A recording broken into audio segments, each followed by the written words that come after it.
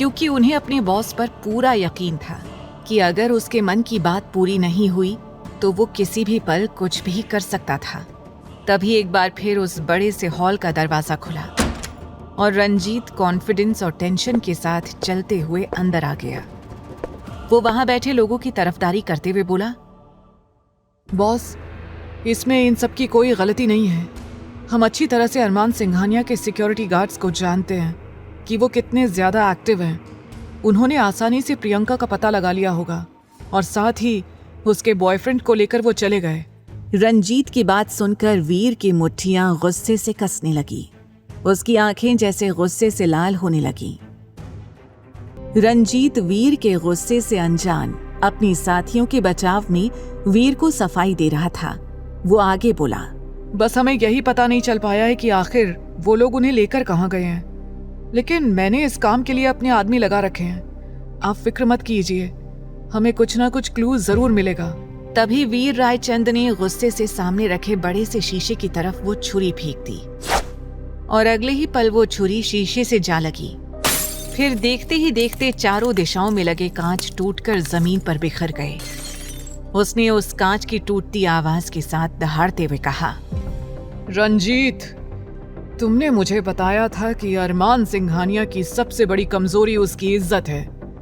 अपनी इज्जत के लिए वो कुछ भी कर सकता है, और जिस दिन उसकी शादी होने वाली थी ठीक उसी दिन मैंने उसकी होने वाली बीवी को शादी के मंडप से भगा दिया था। मैंने उसकी इज्जत पर हाथ डाला था। ये कहते हुए वीर नफरत से रंजीत की तरफ मुड़ गया और दांत पीसते हुए बोला, मुझे लगा था उसकी बहुत बदनामी होगी और इस बात का हम फायदा उठाएंगे और हमारी कंपनी नंबर 1 हो जाएगी, लेकिन नहीं, ऐसा कुछ नहीं हुआ।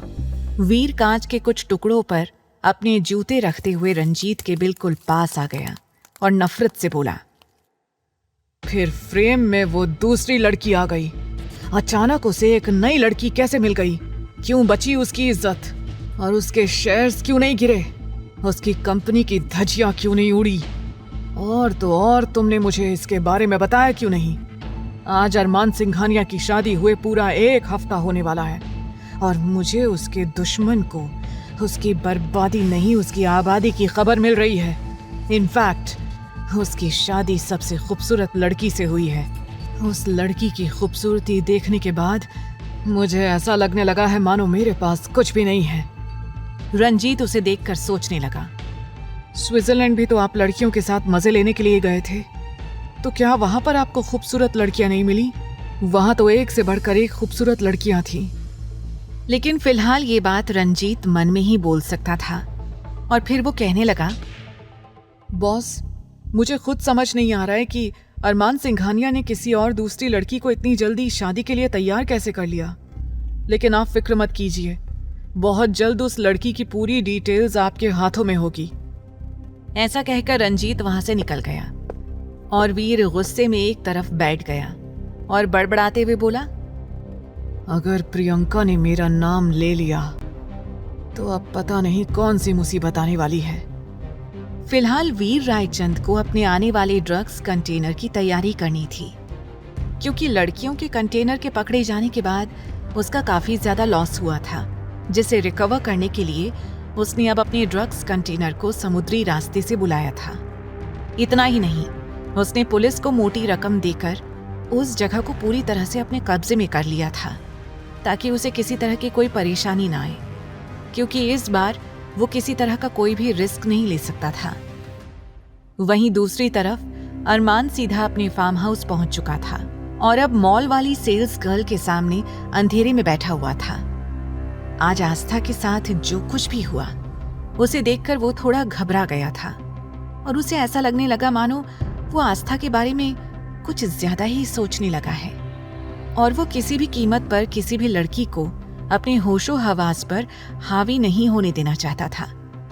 लेकिन फिलहाल अब उसके लिए जानना जरूरी था कि आस्था की जान लेने की कोशिश आखिरकार क्यों की गई थी। अब वो सेल्स गर्ल अरमान के ठीक सामने डरी हुई खड़ी थी। अरमान उसके सामने एक राजा की तरह बैठा हुआ था और उसके चारों तरफ आकाश, सुमित, ध्रुव और आहान खड़े हुए थे। वो चारों भी गुस्से से बिना किसी इमोशन के उस सेल्स गर्ल को देख रहे थे। सेल्स गर्ल किसी को देख नहीं पा रही थी। सारी लाइट सेल गर्ल के ऊपर ही थी। सेल गर्ल चारों तरफ अपनी नजरें घुमा घुमा कर देख रही थी। अरमान की रौबदार आवाज वहां गूंज उठी।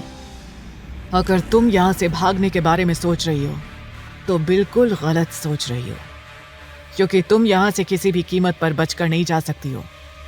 आगे की कहानी जानने के लिए देखें अगला एपिसोड सिर्फ पॉकेट एफएम के YouTube चैनल पर, और तेरे इश्क में के सारे एपिसोड्स को सुनने के लिए डिस्क्रिप्शन में दी लिंक से डाउनलोड करें पॉकेट एफएम ऐप।